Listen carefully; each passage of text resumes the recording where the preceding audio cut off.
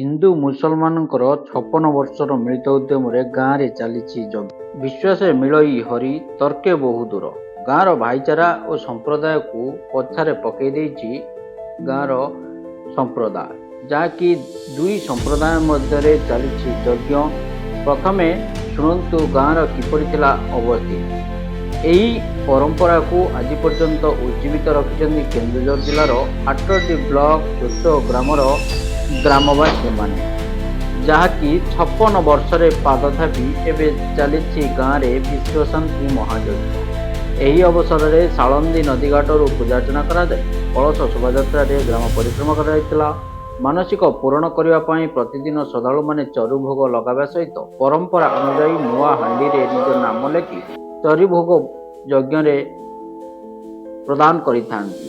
ଏହି ବିଶ୍ୱାସକୁ ପୁନର୍ଜୀବିତ କରିବା ପାଇଁ ଯଜ୍ଞର ଚତୁଃପାର୍ଶ୍ୱରେ ଥିବା ପଡ଼ିଆରେ ବିଭିନ୍ନ ଦୋକାନ ବଜାର ଆଲୋକମାଳା ରହିଥିବା ବେଳେ ଏହି ଯଜ୍ଞକୁ ଆହୁରି ସରସ ସୁନ୍ଦର କରିଛି ମୁସଲମାନ ଭାଇ ଭଉଣୀମାନଙ୍କର ସହଯୋଗ।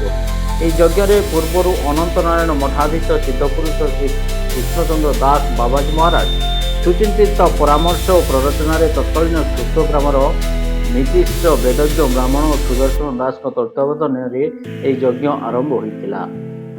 ଏବେ 1970 ମସିହାରୁ ଏହି ଯଜ୍ଞ ଆରମ୍ଭ ହୋଇ 2025 ମସିହାରେ 56 ବର୍ଷରେ ପଦାର୍ପଣ କରିଥିବାରୁ ଗାଁର ଆବାଳ ବୃଦ୍ଧ ବନିତାଙ୍କ ସହଯୋଗରେ ଗାଁରେ ଉଠିଛି ସୁନ୍ଦର ପରିବେଶ। ବେଦଜ୍ଞ ବ୍ରାହ୍ମଣମାନଙ୍କର କଣ୍ଠଧ୍ୱନି ମନ୍ତ୍ରଧ୍ୱନିରେ ଆଧ୍ୟାତ୍ମିକ ଶିହରଣ ଓ ବାତାବରଣରେ ସୃଷ୍ଟି କରୁଛି ଯଜ୍ଞକୁ ଆସୁଥିବା ହଜାର ହଜାର ଶ୍ରଦ୍ଧାଳୁଙ୍କ ପାଇଁ ଅନ୍ନବେଶନର ବ୍ୟବସ୍ଥା, ଯାହା ଦୁଇ ସମ୍ପ୍ରଦାୟଙ୍କ ମଧ୍ୟରେ ଗୋଟିଏ ଭାଇଚାରାର ସମ୍ପର୍କ ସୃଷ୍ଟି କରାଯାଇଥିବା ବେଳେ ସୁସମ୍ପର୍କକୁ ବଞ୍ଚାଇ ରଖିବା ପାଇଁ ଏଠାରେ ମୁସଲମାନ ସମ୍ପ୍ରଦାୟର ଭାଇ ଭଉଣୀମାନେ ସହଯୋଗ କରିଆସନ୍ତି।